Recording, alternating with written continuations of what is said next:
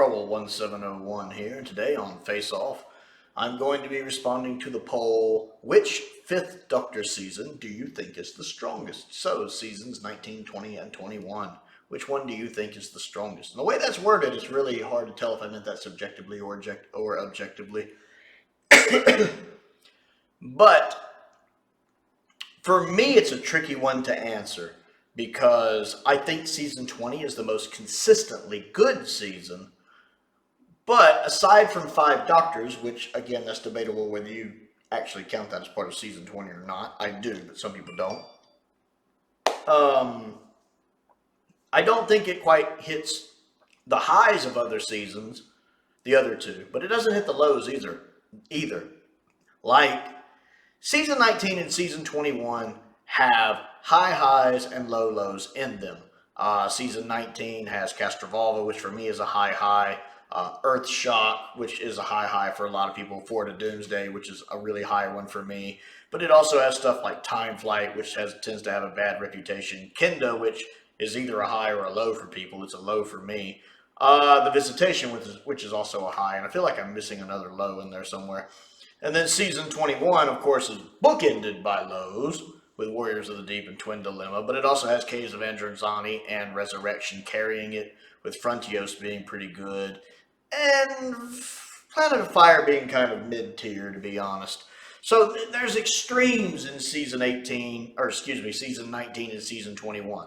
With there's some good ones, and then there's some bad ones. Season 20, I don't know if season 20 has any masterpieces outside of 5 Doctors.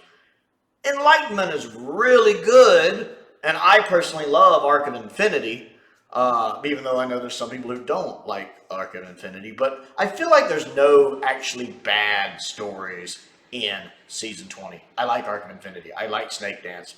I like Modern Undead. I'm not the biggest fan of Modern Undead, but I like it. Terminus is very forgettable, but I don't think it's bad.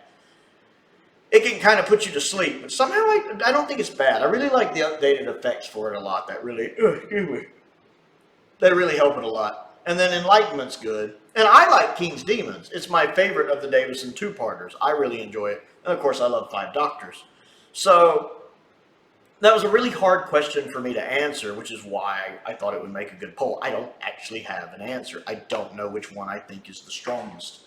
Because while 19 and 21 have stories that would rank higher if people were ranking Davison stories, they also have weaker stories that would be toward the bottom of that list, whereas season 20 is more consistent, even if it doesn't have a Caves of Androzani or a Castrovalva or Earthshock in it. So I don't actually have an answer. I cannot decide how I would rank the Davison seasons right now, although season 21 would probably be at the bottom, just for having Warriors of the Deep and Twin Dilemma in it. And this is coming from someone who doesn't flat out hate Twin Dilemma. That, and I'm not a huge fan of Planet of Fire, but I like Frontios, Resurrection, and Caves. And I feel like there's one in there I'm forgetting somewhere. But let's see what you guys had to say. In the poll, season 19 won with 44%. Season 21 had second place with 24%. And season 20 came up right behind it with 21%, with 11% saying, I'm not sure, I can't decide. So 11% not sure, which is what I fall into. That's the one I would have selected. I'm not sure, can't decide. 11% going with that. And then at least all 3 of the seasons getting some respectable votes. Season 19 getting 44%. But then season 21 and 20 not being far apart, 21 having 24%. But season 20 right behind it with 21%. I do feel like this was a tricky one to do. Let's see what you guys had to say about it. Theta Sigma says, it's tough. It really is. I think that season 19 has the best overall vibes for what it's worth. Season 20 has the best average story quality. Agreed. It's very consistent. Season 20 is the most consistent of the seasons, easily. Season 21 has the best stories out of the Davison era. All just my opinions, of course. I picked season 21 because of stories like Frontios, Resurrection, and Caves, and because I think Davison himself is the strongest in that season, but I could just as easily pick any of them.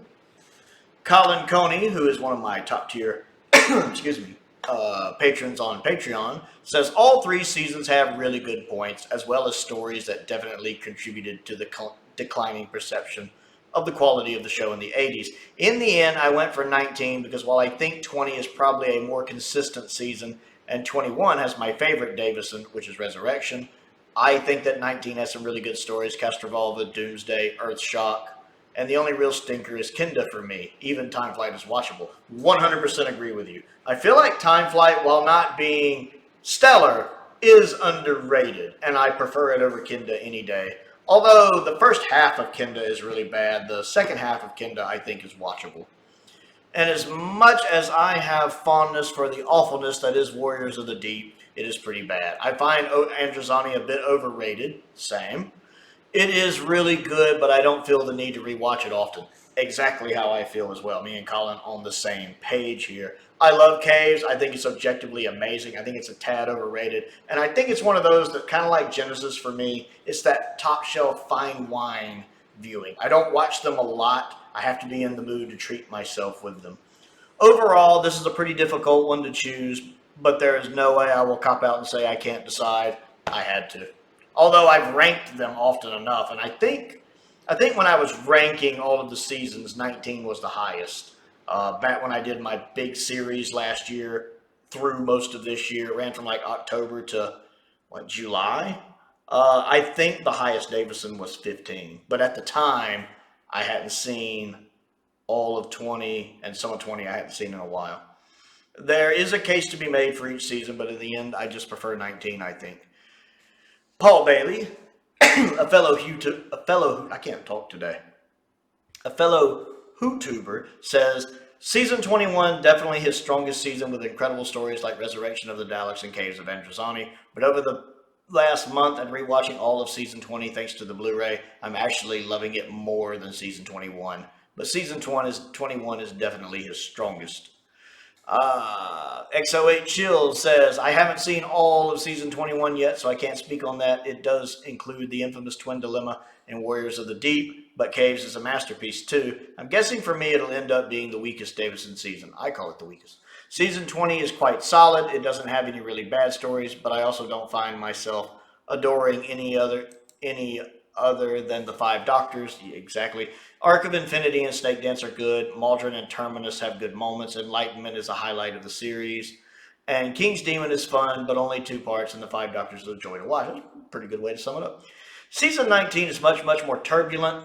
Castrovalva is great in places.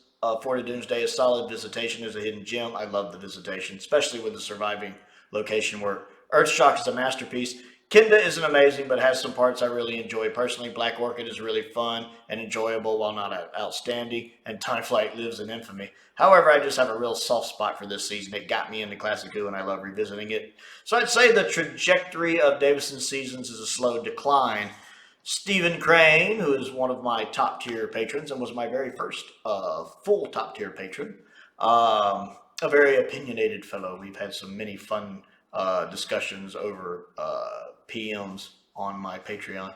Season 19 has my favorite story in Black Orchid in it, but 20 has the Five Doctors. But if you take the Five Doctors out of that year as a one-off, then Season 19 wins. Season 20 is still very, very good, though. Interesting thing about Steven, he doesn't mention it here, but Season 20 is actually where Doctor Who stops for him. He does not like Season 21. He likes 19, he likes 20.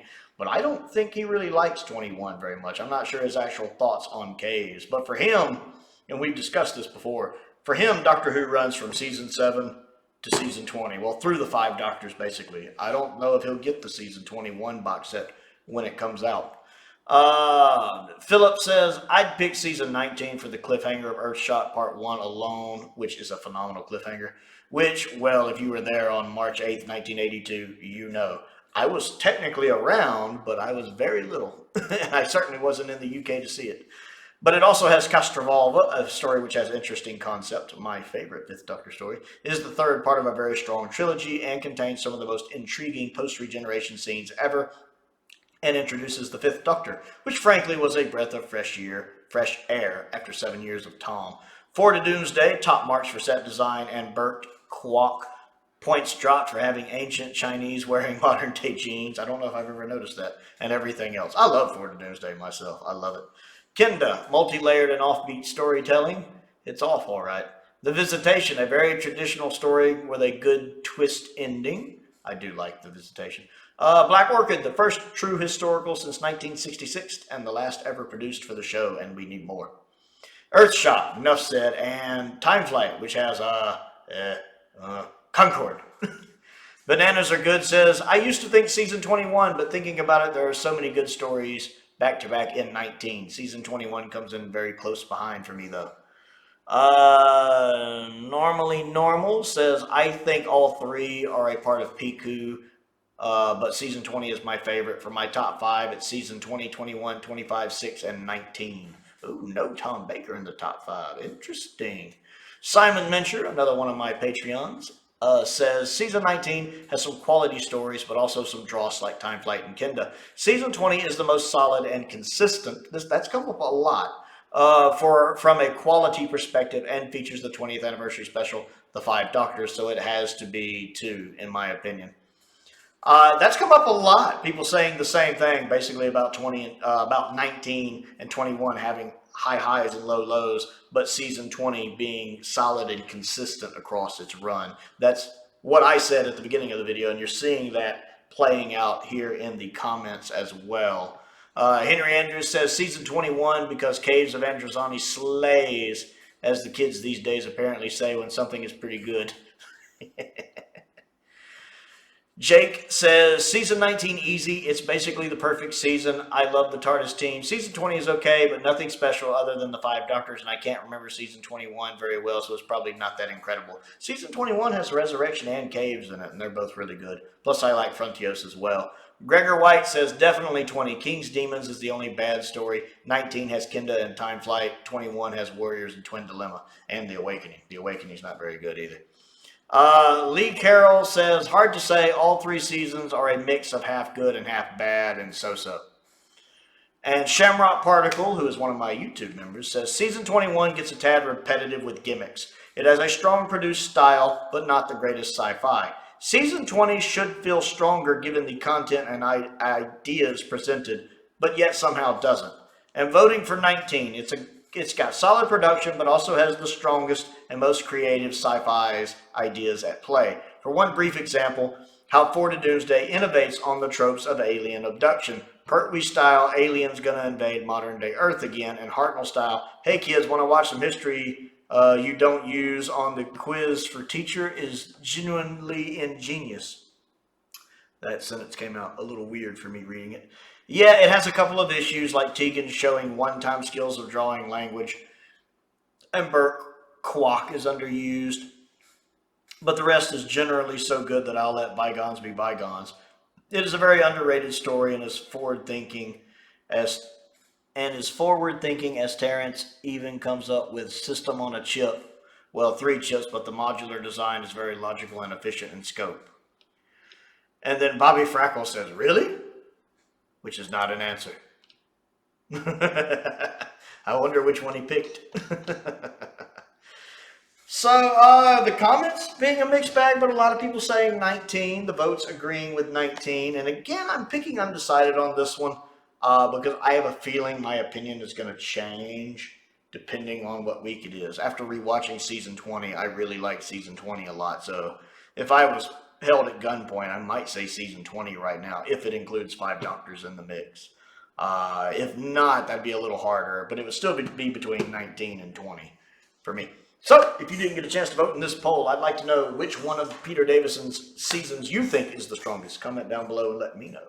Also, don't forget to click the like button and the subscribe button. I also have a Patreon if you would like to support that. There's a link to that down in the description below. All sorts of different tiers with different rewards to choose from. I want to give a shout out to some of my top tier patrons, Stephen Crane, Colin Coney, and Finn Perkins. I appreciate their support as I do the support of all of my patrons. It does make a difference. I also have YouTube memberships available. I have a P.O. box down there if there's anything you'd like to send me to look at and review. A link to my Amazon wish list is down there, and a link to my Amazon UK wish list is down there as well. I think I added Blackadder to that recently, the new Blu-ray release. Most importantly, thank you for watching.